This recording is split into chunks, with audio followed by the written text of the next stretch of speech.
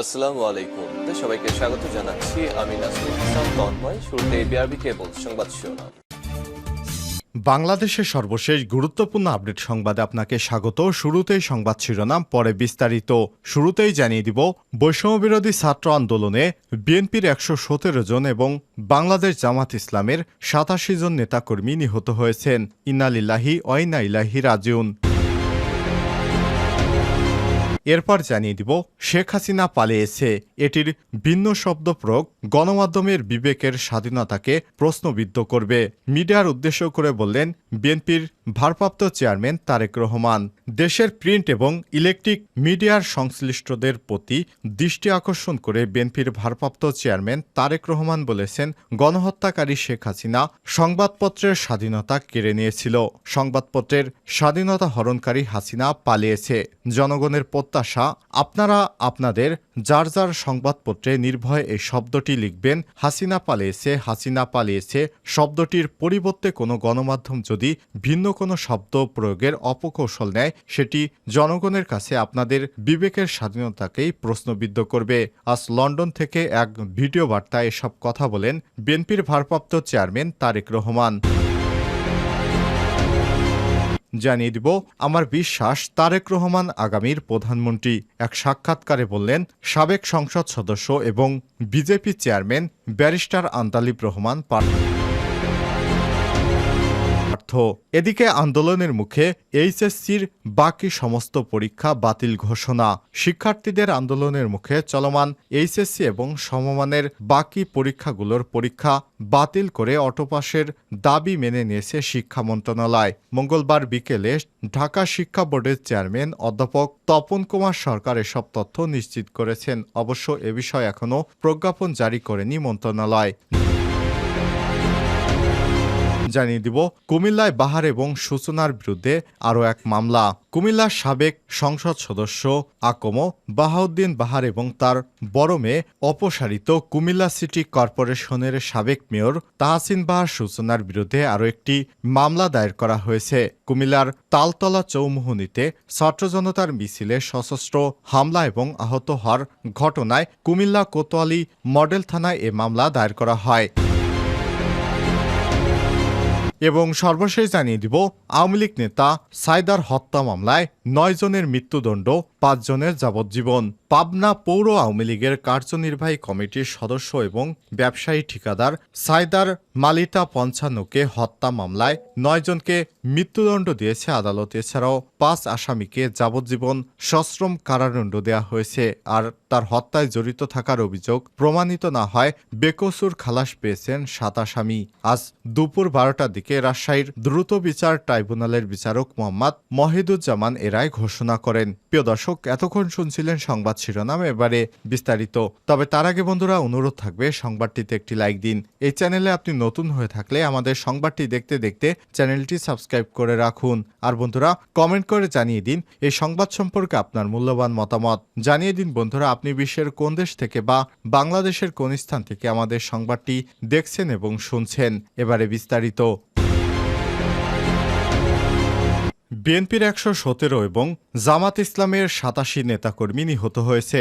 সম্প্রতি ছাত্র জনতার অভ্যুত্থানে সাবেক প্রধানমন্ত্রী শেখ হাসিনা দেশ ছেড়ে পালিয়ে ভারতে যান। এই আন্দোলনে বিএনপি এবং দলটির অঙ্গ সংগঠনের অন্তত ১১৭ নেতাকর্মী এবং জামাত ইসলাম ও ইসলামী ছাত্র শিবিরের ৮৭ নেতাকর্মী প্রাণ হারিয়েছেন বলে জানা গেছে। এছাড়াও অন্যান্য কয়েকটি রাজনৈতিক দলের নেতাকর্মীও জীবন দিয়েছেন। শেখ হাসিনার ১৫.৫ বছরের কর্তৃত্ববাদী শাসন উৎখাত এবং অভ্যুত্থানকে রাজনৈতিক রূপ না দিতে হতাহত নেতাকর্মীর তালিকা গোপন রাখার কৌশল নিয়েছে দলগুলো। অভ্যুত্থানের কৃতিত্ব নিয়ে অন্তর্বর্তীকালীন সরকারের নিয়ন্ত্রণে থাকা আন্দোলনের সূত্রপাতকারী ছাত্র জনতার সঙ্গে বিরোধে না জড়াতে এই কৌশল বলে জানা গেছে। সমকালের এক প্রতিবেদন থেকে জানা যায়, এসব দলের সূত্রগুলো নিহত নেতাকর্মীদের বড় অংশের পরিচয় পাওয়া গেছে। বিএনপির সূত্র নিশ্চিত করেছে, ছাত্র দলের ৩৪, যুব দলের ৩৫, স্বেচ্ছাসেবক দলের ৯, শ্রমিক দলের ১৪, কৃষক দলের ৪, ঢাকা মহানগর উত্তর বিএনপির ৬, দক্ষিণ বিএনপির ১২, মৎস্যজীবী দলের ২, জাতীয়তাবাদী সামাজিক সাংস্কৃতিক সংস্থা জাসাসের এক নেতাকর্মীর প্রাণহানির তথ্য নিশ্চিত হওয়া গেছে। বহু নেতাকর্মী চিকিৎসাধীন অবস্থায় নিহতের সংখ্যা আরও বাড়তে পারে। জামাত সূত্র থেকে জানা গেছে, শিবিরে নিহত নেতাকর্মীর সংখ্যা অন্তত ৫৩। জামাতের ৩৪ জনের প্রাণ গেছে। তীব্র আন্দোলনের প্রথম দিন গত ১৬ জুলাই শিবিরের ২ নেতা নিহত হন। ১ আগস্ট আওয়ামী লীগ সরকারের নির্বাহী আদেশে নিষিদ্ধ হওয়ার পর ৪ ও ৫ আগস্ট জামাত শিবিরের ৬০ জনের বেশি নিহত হয়েছেন। যদিও দলটির কেউ এ বিষয়ে আনুষ্ঠানিক বক্তব্য জানায়নি। বিএনপি এবং দলটির অঙ্গ সংগঠনের নিহত নেতাকর্মীর বেশিরভাগের প্রাণ গেছে ৪ এবং ৫ আগস্ট, যদিও সংখ্যা নিরূপণ করতে পারেনি দলটি। নুরুল হক নূরের নেতৃত্বাধীন গণ অধিকার পরিষদের ৯ নেতাকর্মীর জীবন গেছে এই আন্দোলনে। সমকালের হিসাবে ছাত্র জনতার আন্দোলনে ২২৩ জন নিহত হয়েছেন।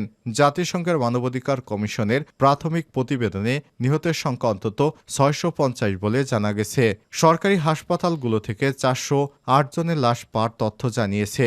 সদ্য সাবেক স্বরাষ্ট্র উপদেষ্টা ব্রিগেডিয়ার জেনারেল অবসরপ্রাপ্ত এম সাকাত হোসেন জানিয়েছে, নিহতের সংখ্যা হাজার ছাড়াতে পারে। মিডিয়ার উদ্দেশ্যে তারেক রহমানের বার্তা, হাসিনা পালিয়েছে, এটির ভিন্ন শব্দ প্রয়োগ গণমাধ্যমের বিবেকের স্বাধীনতাকে প্রশ্নবিদ্ধ করে।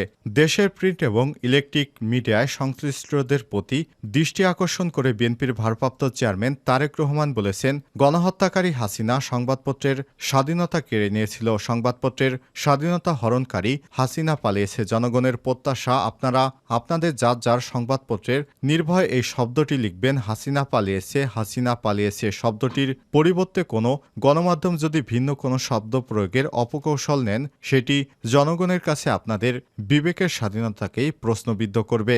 মঙ্গলবার ২০ আগস্ট লন্ডন থেকে এক ভিডিও বার্তায় সব কথা বলেন তারেক রহমান। তারেক রহমান আরও বলেন, আপনাদের প্রতি আহ্বান, গত ১৫ বছরে যারা গুম, খুন এবং অপহরণের শিকার হয়েছে, ছাত্র জনতার বিপ্লবের হাজারো মানুষের যারা শহীদ হয়েছেন, আহত হয়েছেন, তাদের এবং তাদের পরিবারের দুঃখ দুর্দশা নিয়ে বিশেষ অনুষ্ঠান প্রচার করুন। সাগর রুনির হত্যা মামলার তদন্তের এক যুগেও কেন শেষ হলো না, সে প্রশ্ন তুলুন। জনগণ আপনাদের কাছ থেকে আয়নাঘর নিয়ে অনুসন্ধানী রিপোর্ট দেখতে চায়। হাসিনা দেশকে লুটেরা রাষ্ট্রে পরিণত করেছিল। জনগণ দুর্নীতি সেসব চিত্র প্রতিবেদন সংবাদপত্রে দেখতে চায়। গণহত্যাকারী হাসিনা প্রতিবার কিভাবে জনগণের ভোট ডাকাতি করেছিল, গণমাধ্যমে প্রতিদিনের সেসব চিত্র তুলে ধরে বিশেষ অনুষ্ঠানে প্রচারের আহ্বান জানায়। গণমাধ্যমে হাসিনার অপকর্ম প্রেমবন্দী থাকলে ভবিষ্যতে আর কেউ হাসিনার মতো ভোট ডাকাতি, গণহত্যায় লিপ্ত হতে সাহস করবে না, যা গণতন্ত্রের ভিতকে মজবুত করবে এবং ক্ষমতাসীন স্বৈরাচারী আচরণ থেকে বিরত থাকতে বাধ্য করবে বলে মনে করেন তারেক রহমান। আমার বিশ্বাস, তারেক রহমান আগামীর প্রধানমন্ত্রী। ছাত্র জনতার অভ্যুত্থানে ৫ আগস্ট প্রধানমন্ত্রীর পদ থেকে পদত্যাগ করে ভারতে পালিয়ে যান শেখ হাসিনা। সেই আন্দোলন শুরু থেকেই সোচ্চার ছিলেন বাংলাদেশের জাতীয় party BJP chairman barrister Andalib Rahman Partha. এই আন্দোলন ঘিরে কারাভোগ এবং রিমান্ডেও যেতে হয়েছে তাকে। পরে শেখ হাসিনার পতনের পরদিন ৬ আগস্ট জামিন পান ব্যারিস্টার পার্থ। এদিন ৮ আগস্ট নোবেলজয়ী অর্থনীতিবিদ ডক্টর মোহাম্মদ ইউনূসের নেতৃত্বাধীন অন্তর্বর্তী সরকার গঠিত হয়।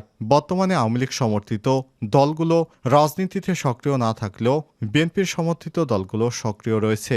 দেশের রাজনীতিতে সমসাময়িক ইস্যু নিয়ে যুগান্তরের সঙ্গে খোলামেলা কথা বলেছেন সাবেক সংসদ সদস্য BJP chairman barrister Andalib Rahman Partho. সাক্ষাৎকারটি নিয়েছে মানিক রায়হান বাপ্পি। ব্যারিস্টার পার্থ বলেন, সত্য কথা বলতে এই সরকারের কাছ থেকে জনগণের প্রত্যাশা অনেক, তবে প্রত্যাশা বাস্তবায়নে আমাদের নিজ নিজ জায়গা থেকে সবাইকে সহযোগিতা করতে হবে। এই সরকারের বিশ্বাসযোগ্যতা এবং গ্রহণযোগ্যতা নিয়ে তো কারো কোনো প্রশ্ন নেই। যারা এই সরকার তারা ব্যক্তিগতভাবে সফল মানুষ। যেহেতু তারা হঠাৎ করে আসছেন, সেহেতু তাদের সুযোগ এবং সাহায্য ও সময় দিতে হবে আমাদের। ব্যারিস্টার পার্থ বলেন, তারা তো শুধু সুষ্ঠু নির্বাচনে কাজ হাতে নেয়নি, তারা যেহেতু রাষ্ট্র মেরামতের পরিকল্পনা করছে, কতটুকু এবং কিভাবে সংস্কার করবেন এখন পর্যন্ত তারা তো কোনো গাইডলাইনই দেননি। বিশেষ করে রাষ্ট্র মেরামতের কি কি গুরুত্বপূর্ণ কাজ হাতে নেবেন, কত সময় ওনাদের দরকার তা এখনো বলা যাচ্ছে না। কতদিন মেয়াদ হওয়া উচিত উচিত। বিশেষ করে 17 বছর ধরে মানুষ ভোট দিতে পারেনি, এটা আমাদের তীব্র আকাঙ্ক্ষা। আমাদেরও আকাঙ্ক্ষা আছে। মূল কথা হচ্ছে এই সরকারের সময়টা নির্ধারণ করবে তারা কি ধরনের রাষ্ট্র মেরামত করতে চান। এ সময় তিনি বলেন, আমার বিশ্বাস আগামীর ভবিষ্যতে বাংলাদেশের প্রধানমন্ত্রী হবেন তারেক রহমান। তীব্র আন্দোলনের মুখে এইচএসসির বাকি পরীক্ষা বাতিল। শিক্ষার্থীদের আন্দোলনের মুখে চলমান এইচএসসি এবং সমমানের বাকি বিষয়গুলোর পরীক্ষা বাতিল করে অটোপাসের দাবি মেনে নিয়েছে শিক্ষা মন্ত্রণালয়। মঙ্গলবার বিকেলে ঢাকা শিক্ষা বোর্ডের চেয়ারম্যান অধ্যাপক তপন কুমার সরকার এসব তথ্য নিশ্চিত করেছেন। অবশ্য এ বিষয়ে এখনও প্রজ্ঞাপন জারি করেনি মন্ত্রণালয়। এদিন পরীক্ষার বিষয়ে শিক্ষা মন্ত্রণালয়ের অন্তর্বর্তী সরকারের শিক্ষা উপদেষ্টা ওয়াহিদুদ্দিন আহমেদের সভাপতিত্বে এক বৈঠক অনুষ্ঠিত হয়। বৈঠকে সিদ্ধান্ত নেওয়া হয়েছে চলতি বছরে এইচএসসি এবং সমমনা বাকি বিষয়গুলো পরীক্ষা অর্ধেক প্রশ্নোত্তরে অনুষ্ঠিত হবে। পুনরায় পরীক্ষা শুরুর তারিখ 11 সেপ্টেম্বর থেকে আরও 2 সপ্তাহ পেছবে। তবে শিক্ষার্থীদের আন্দোলনের মুখে বাকি বিষয়গুলোর পরীক্ষা বাতিল করে অটোপাসের দাবি জানিয়েছে শিক্ষা মন্ত্রণালয়।